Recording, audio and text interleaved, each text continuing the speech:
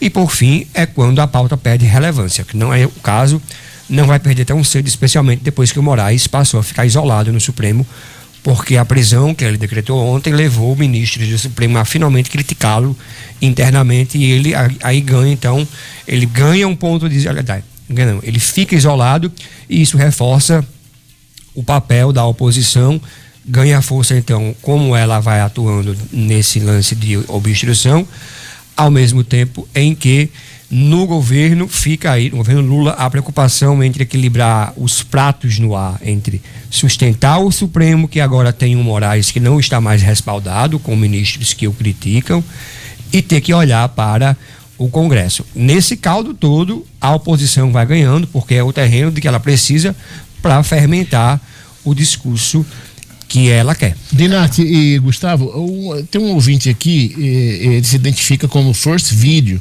Ele está dizendo, sim, o presidente da Câmara, ao reassumir o cargo, ele pode retirar da pauta o projeto incluído pelo vice no exercício eventual da presidência. Ou seja, se o cara pauta o Hugo não voltando, né?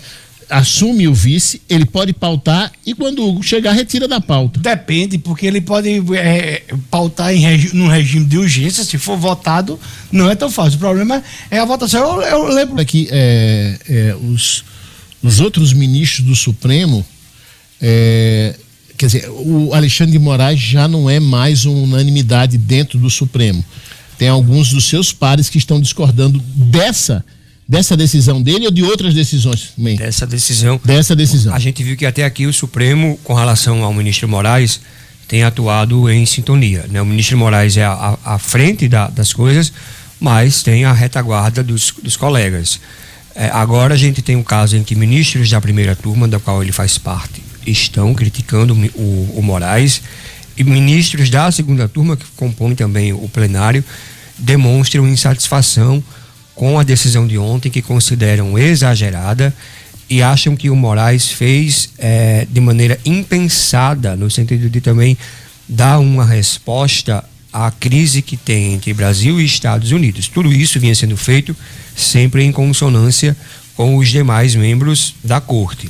A decisão de ontem escapou dessa lógica e os ministros também começam a visualizar que o Moraes ele passou do ponto faz tempo, mas os ministros da Corte vinham referendando. Ajudou também essa coisa de ter o Moraes um pouco mais isolado, isso que você acabou de comentar, porque a gente sabe que a decisão se cumpre, decisão judicial, por mais que a gente discorde, por mais que eu ache que as coisas que o Moraes... mais uma vez, é possível condenar o golpismo do Bolsonaro e o golpismo do Moraes, porque o Moraes também passa do ponto. Só que, por ser decisão judicial, a gente cumpre e recorre. Eu estou com uma matéria fora do ar há 1 ano que está censurada. Estou recorrendo há 1 ano. Mas estou cumprindo. Não concordo, mas estou cumprindo. Só que aí foi que aconteceu. Ele deu uma decisão em que a defesa do Bolsonaro teve que entrar com embargos pedindo explicações. Ele explicou. Não está proibido de dar entrevista, não está proibido de se manifestar, desde que a entrevista e a manifestação não sejam utilizadas para fins de ações contra a democracia. Isso aí virou subjetivo, porque como é que uma ligação de oi, boa tarde, como é que vocês estão, pode ser... Vamos lá, eu vou dizer ipsilite, o que é que o Bolsonaro falou para Flávio Bolsonaro. Boa tarde, Copacabana, boa tarde, Brasil, um abraço a todos, é pela nossa liberdade, estamos juntos. Pronto, assim, aí como é que isso pode ser enquadrado como um discurso que atenta contra a democracia? O Bolsonaro atentou contra a democracia, mas numa democracia, num Estado democrático de direito, mesmo essas pessoas precisam ter as garantias de se defender corretamente, coisa que não está acontecendo nesse processo. Esse suposto apoio dos seus pares no Supremo Tribunal Federal com relação às decisões de Alexandre de Moraes já ficou mais ou menos clara, Gustavo, naquela reunião que Lula convocou que dos 11 só foram 5 ministros. Foram então, 6. Foram 6 ministros, 5 faltaram. E a mesma coisa em relação às assinaturas em apoio a Moraes contra a sanção dos Estados Unidos. Segundo o Eduardo Bolsonaro e segundo o próprio portal Metrópolis, hoje o pessoal lá da Casa Branca, eles se reuniram para ver outras sanções. E aí se fala de outros ministros do STF, mas outra sanção já é dada como certa para as próximas horas, que é em relação à esposa do Alexandre de Moraes. Por quê? Porque ela, como advogada, e ela tem vários clientes, nenhuma empresa americana poderia contratar com o escritório dela. Né? Nenhuma empresa americana poderia ter nenhuma negociação com o escritório dela, e os ativos do escritório dela e dela seriam confiscados em todos os bancos que façam parte do SWIFT, que é uma rede internacional de compensação. Então ela não poderia ter conta em banco nenhum, né?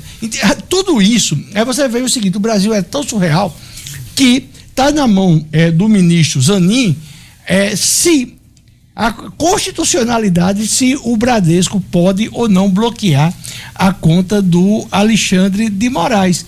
A questão é que o Supremo pode dizer: olha, o Bradesco não pode bloquear. Mas o Bradesco vai ser bloqueado do sistema internacional, porque é o Trump que está fazendo as coisas dentro do país dele. É isso que as pessoas não conseguem entender. O Trump, quando ele toma qualquer... E já dizia Alexandre de Moraes, em 2020, que o maior espelho da democracia mundial são os Estados Unidos. O Alexandre de Moraes tem... E Alexandre de Moraes, ele falava, crítico, ele dizia o seguinte, em entrevista dele, ele dizia o seguinte: a liberdade de expressão é irrestrita dentro da responsabilidade que cada um tem no Código Penal e no Código Civil. E é o que a gente fala, meu amigo, é mentira, não gostou? Entra no penal, entra no civil, mas você tem uma censura prévia, é algo muito ainda sobre a situação no Congresso, o presidente do Senado de São Paulo, ele acaba de postar o negócio: prisão de Bolsonaro irrita ministros do Supremo Tribunal Federal, isola Moraes e pode ser reconsiderada. Corte, que estava sendo elogiada por respostas às ameaças de Trump, passou a ser criticada. A prisão domiciliar de Jair Bolsonaro irritou ministros da corte e deixou Alexandre de Moraes isolado. Magistrados, inclusive, que não participam do julgamento do ex-presidente na primeira turma, e também alguns que integram, consideram que a decisão foi exagerada, desnecessária e insustentável do ponto de vista jurídico. Com isso, dizem, o ministro debilita o Supremo Tribunal Federal justamente no momento em que a corte, e especialmente ele próprio, estão sob feroz ataque de uma potência estrangeira, no caso dos Estados Unidos. É só uma correção, que a Mônica Bergman é a porta-voz do PT, no escrito, né? No televisivo era a Daniela Lima. E a Mônica Bergman dizer que a corte estava sendo elogiada. Por quem?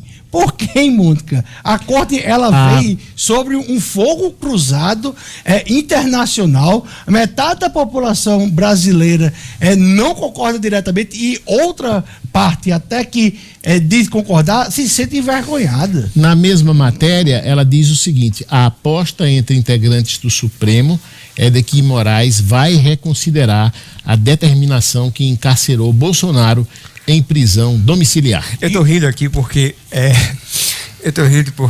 a apuração de Mônica, eu tô rindo pela coincidência de que, assim, a confirmação de que as fontes que eu consultei foram as mesmas fontes que alimentaram o Mônica, e tem muito disso aí,